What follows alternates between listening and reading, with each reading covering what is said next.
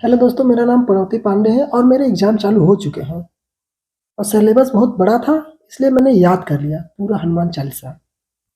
और दोस्तों, इस एग्ज़ाम में मुझे एक बात समझ में आई कि टाइम टेबल का होना बहुत ज़रूरी है। तो मैंने टाइम टेबल कल रात में बनाया और उसे आज सुबह से मैं फ़ॉलो भी कर रहा हूँ।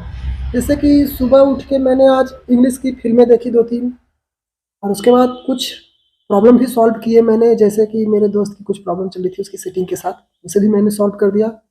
और दोस्तों, मैंने सोचा कि हिस्ट्री को भी याद करना ज़रूरी है। तो मैंने क्या किया, मेरे क्रोम की जितनी भी ब्राउज़िंग हिस्ट्री थी सब मैंने डिलीट कर दी। मेरे पापा बोल रहे थे कि अगर मैं इस बार 70% से ज़्यादा मार्क्स लाता हूँ तो वो मुझे बाइक दिलाएँगे। लेकिन बाइक से क्या होता है, प्रदूषण होती है, इससे प्रकृति खराब होती है। तो मुझे प्रकृति की भी रक्षा करनी थी, क्योंकि प्रकृति ने मुझे पिछले रक्षाबंधन पे राखी बाँधी थी। तो इसीलिए मैं 40-45% ही लाऊँगा, उससे ज़्यादा नहीं लाऊँगा। और दोस्तों, मेरी फैमिली बहुत ही सपोर्टिव है, मुझे कुछ नहीं बोलती। और मेरे दोस्तों के जो फैमिली है वो उन्हें मारने की धमकी देते हैं कि पास नहीं हुए तो मारेंगे, पीटेंगे।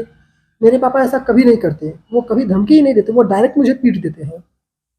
लेकिन बड़े अच्छे हैं मेरे पापा, क्योंकि वो कभी भी 7-8 बेल्ट से ज़्यादा मुझे मारते नहीं। और उनसे ज़्यादा अच्छी तो मेरी मम्मी है, कितनी सपोर्टिव है मेरी मम्मी।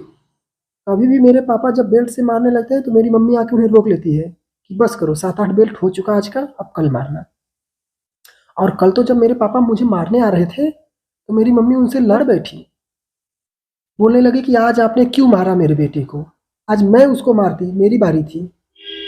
बताओ, इतनी अच्छी इतनी सपोर्टिव फैमिली कहाँ मिलेगी आप लोगों को। और दोस्तों, मैं कहता हूँ कि जो लोग ये चीट वगैरह बनाते हैं, फर्रे बनाते हैं रात रात भर, मैं कहता हूँ भाई फर्रे मत बनाओ। एग्जाम में जाओ, जो आपको आ रहा है वो लिखो, नाम, रोल नंबर, सब्जेक्ट, डेट। उसके बाद बगल वाले से चेप लो, कुछ तो याद करके आया होगा बगल वाला।